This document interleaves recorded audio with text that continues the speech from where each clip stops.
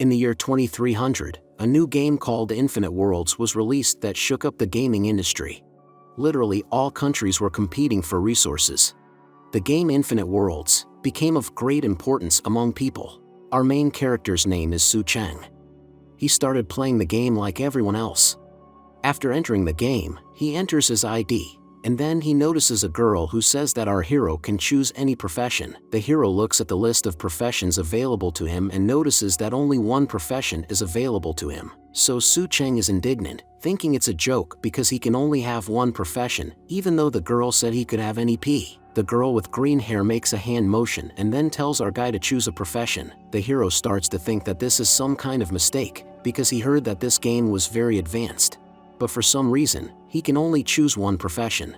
Besides, he spent all his savings, collected for 2 years, on this game to buy it and shine among other players. But our guy has no other choice but to play, as he has spent all his money. So he stops his choice on a profession where a man's hands are tied with his eyes. And when our hero makes his choice, the girl sighs and the guy notices it, saying that this girl just breathed a sigh of relief, thinking that she is not an NPC, but a regular player. Suddenly, the system informs us that the hero has chosen a profession, Master of One Punch. And when the girl disappears, everything around starts to disappear and our guy starts to shout, "God help me," and then starts to fall.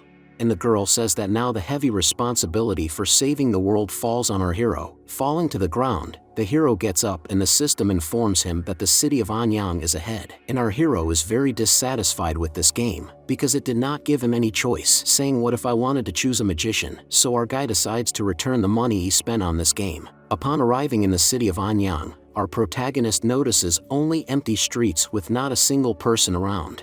The clearly frustrated protagonist talks about how the game promised a masterpiece of landscapes and cities, but now he thinks it was all a lie. Then from behind, our guy is told that the city of Anyang is 2 miles to the east. Su Cheng looks up and sees that it was just a post office. Then he calls the guy and asks how to get to Anyang City faster. The guy in the hat tells him that the city can be reached by horseback, and the hero was happy to hear that they have horses. Su Cheng, where can he get them? The guy in the hat points to the horse stall, but Su Cheng notices that there are no horses there. Looking at this place, the hero thinks that this place is very atmospheric and very realistic. The guy in the hat says that the owner went out early in the morning to walk the horses and won't be back until the evening. Then he notices our hero doing a leg stretch. Su Cheng says that 2 miles isn't that far, so he'll just run there. After all, he needs to get his money back and save the world. After all, he didn't want to wait until tonight and he needs to hurry. Su Cheng then wondered, "Why did I say to save the world?" And without thinking about it, Su Cheng already ran away from this place. But after a while, the level 15 werewolf monsters ran after him. Su Cheng doesn't understand how he can play with level 15 monsters running after him. And then the guy in the hat yells for our hero to run inside with him. When they ran inside, the monsters stayed outside. Su Cheng wonders what kind of game is this where you get attacked by level 15 monsters right at the start, thinking that people who play this are complete idiots. Then someone comes up from behind and asks our hero who he called an idiot. The hero turns back and sees a crowd of people standing behind him. The hero gets nervous and doesn't understand what's going on here. And then the guy in the hat says that this is not a safe zone at all. Su Cheng starts to remember the rules of the game, that there are no safe zones in this game, and in case of death,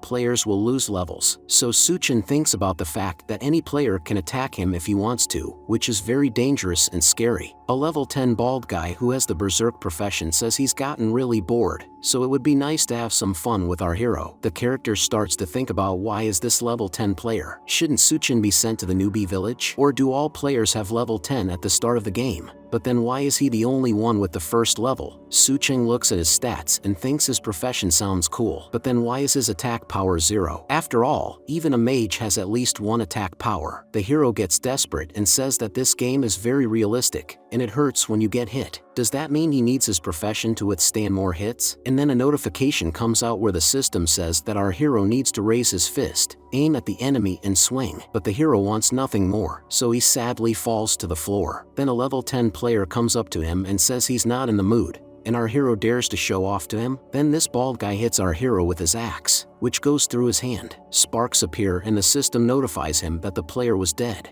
And Su Cheng wonders, "Am I dead?" saying that he's very weak. Eventually our hero opens his eyes and realizes he's outside the bar, thinking he shouldn't be so careless, but then he meets the eyes of the bald man who just killed him. They recoil from each other, thinking they're each a ghost. Suchin asks the bulky man what he's doing here. The level 10 thug looks at our hero fiercely, and then just turns away and walks away, entering the building. Everyone in the bar was surprised at what our hero just did. They all look at Su Cheng and he starts to get nervous, asking the big guy, why did he stop talking?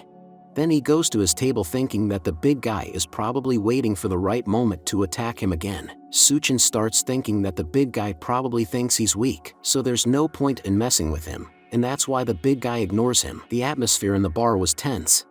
The big guy pouring his tea is shaking and pouring water past his cup. Then the guy with the tail asks the big guy who the guy was, and at this point the big guy gets scared. Then he starts saying that he doesn't know anything about this guy, but he knows that they shouldn't mess with this guy. The big guy says that Suchin looks like a weakling, but he doesn't. He thinks the guy is hiding his strength. The moment the big guy hit Suchen's arm, the hero blocked the blow with his bare hands and also lowered the big guy's vitals. The big guy looks at Suchen and thinks that he is not an ordinary person. The bald guy's comrades try to calm him down by pouring him tea. Then the guy with the ponytail wonders if it's because everyone's health level is too low in the early stages. But the green-haired guy says that Suchen got hit by an axe at full strength. And then, Suchen gave the big guy a light blow that killed their brother. And then bald big guy remembers that in this game, the attack stance also determines the effect of the attack. In that case, Su Cheng's strength was only 10 or 20% at most, but the green-haired guy wonders if such a small amount of strength could kill our brother. At this moment, Su Cheng thinks about quitting this game,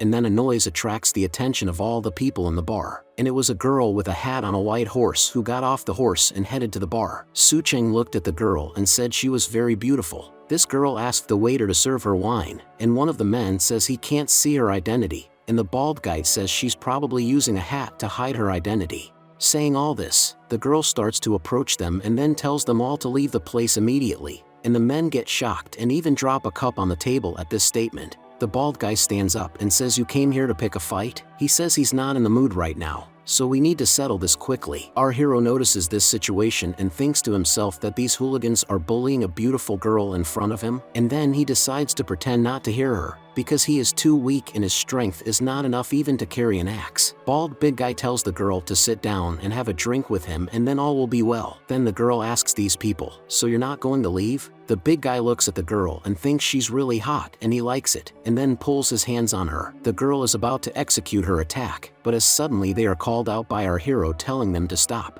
The hero starts to approach the group and the girl notices that he decided to save her and die for her, but the big guy can't understand what the kid is doing. He stands up and immediately attacks our guy with his axe, saying that you should not forget that death leads to loss of experience.